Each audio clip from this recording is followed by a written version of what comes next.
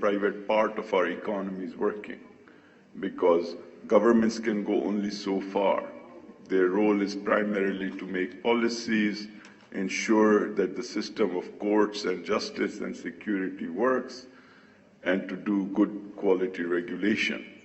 As far as installing commercial enterprises, generating the bulk of the jobs, trying to ensure that exports are competitive and that we foster business relationships and alliances with the rest of the world is primarily the function of the private sector, and the capital markets can play a very big part.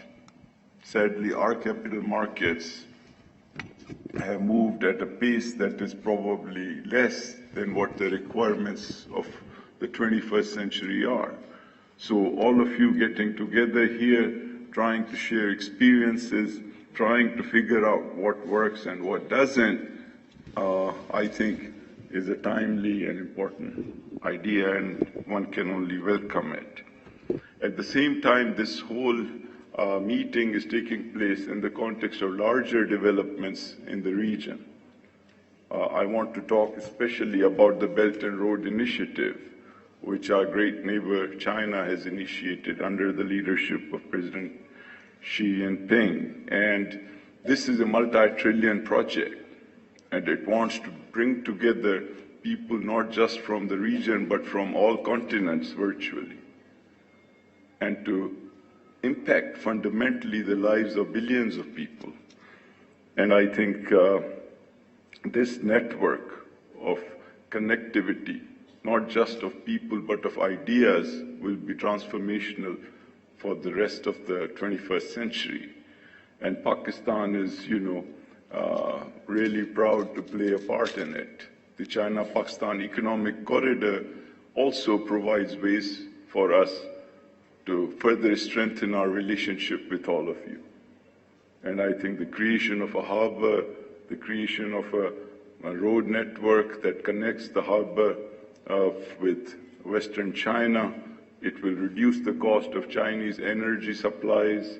They don't have to go necessarily through the South China Sea, but through a shorter route that connects directly from Gwadar port into the western part of China. And as you know, the western part of China, there's a lot of effort by the Chinese government to improve its quality of life and standard and bring it at par with the more developed parts of China. And at the same time, this will, the creation of these roads, the economic zones, the harbor, the electricity plants, and so on, will provide us a platform to bring other countries like yours to participate in it, so that it just does not remain a China-Pakistan economic corridor, but becomes a China plus Pakistan economic corridor, and the plus is the rest of the countries who can participate in it. As you know, our country is going through a sort of a transformation. We have had a system, a democratic system in place. A transformation has taken place. We have a new government that has crusaded on an agenda anti-corruption that wants to fundamentally adopt policies that impact the lives of the people. So we have inherited a challenging economic situation. We are trying to, for example, our debts were about 50% of the revenue collected, the debt payment per annum.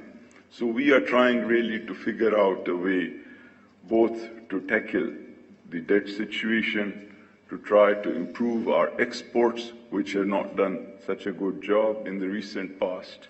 But I'm happy to tell you that the current account deficit, it has been reduced in a fundamental way during the last year. And our exports are beginning to pick up. And we have entered a relationship with the IMF for a $6 billion facility.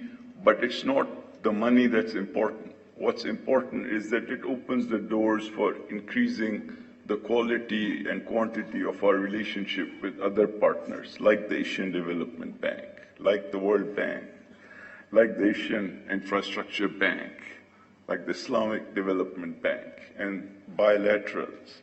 So that is opening up, and it's a signal to the rest of the world that we want to be disciplined in our financial management. It's a signal to the business community that we want to focus on macroeconomic stabilization and provide a platform where they can come and participate. As the chairman SCCP said, we have a fundamentally liberal foreign investment regime. There are no barriers to foreigners in any sector. There are no barriers to foreigners in any industry. There are no barriers to foreigners for having local partners. There are no barriers to or limits on the percentage of equity they can take. So these are all good quality things, and I think the period of bad publicity because some of the terrorist events of the past is behind us, and really tourism is booming. People are rediscovering this beautiful country and want to do business with it. In our budget also, we have tried to focus on the business. We believe that our country can only fundamentally alter itself if the private sector begins to really perform up to its potential. So in spite of the difficulties and the financial constraints and the austerity drive, we have allocated funds for the private sector, both in terms of building infrastructure for them, but also to provide subsidies for targeted subsidies for electricity and gas and credit, particularly for the export sector. We have also been working hard on the ease of doing business part, and our numbers are improving. They have improved last year, and they will improve much more this year. We are also initiating a privatization program to try and bring high-quality foreign investment as well as motivate local businessmen to come and undertake the job of running these commercial enterprises.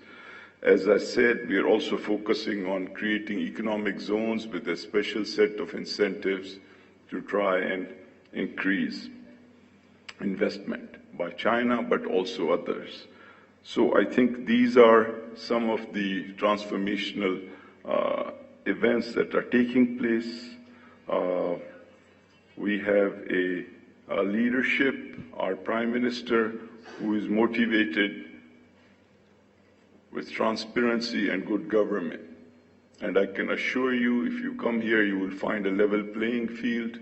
There will be nobody putting their hand in your pocket, and I think you will begin to feel very comfortable doing business and benefiting from the tremendous opportunities that are here in virtually any sector of the economy.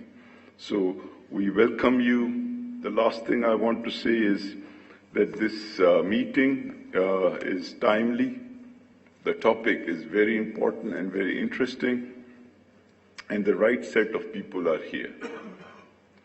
But I'll be honest that sometimes I find that these meetings with all the potential do not fulfill that, because the structure of the meetings might sometimes be too rigid, and people are subjected to boring speeches whole day, and then they eat dinner and go away.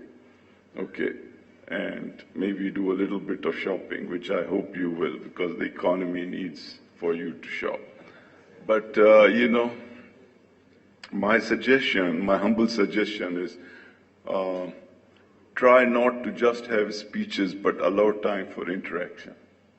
Okay, if you already fixed the time for speeches, only try to adjust it even now, so everybody can participate. The idea is to share experiences, not listen to 6 speeches. Okay, so this is my one humble suggestion. The second is, let's try not to read all speeches from World Bank, ADB, hard disk, okay, and repeat the same things over and over and bore everyone to death.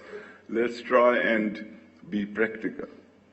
let's try in plain English to see exactly how should markets be regulated and what really are the simple lessons that are replicable, that can be shared, and that can easily be duplicated. Okay. So, because the idea is to benefit from best practice, whether, it is having a transparent system, whether it's having a good regulatory environment, whether it's having a good legal, framework, whether it is having mechanisms for appropriate, safeguards. All these things have been done by some people much better than others. So let us try and find on each of these who is doing a better job and how it can be transformed into local scenarios. So with that, good luck to you. I would very much look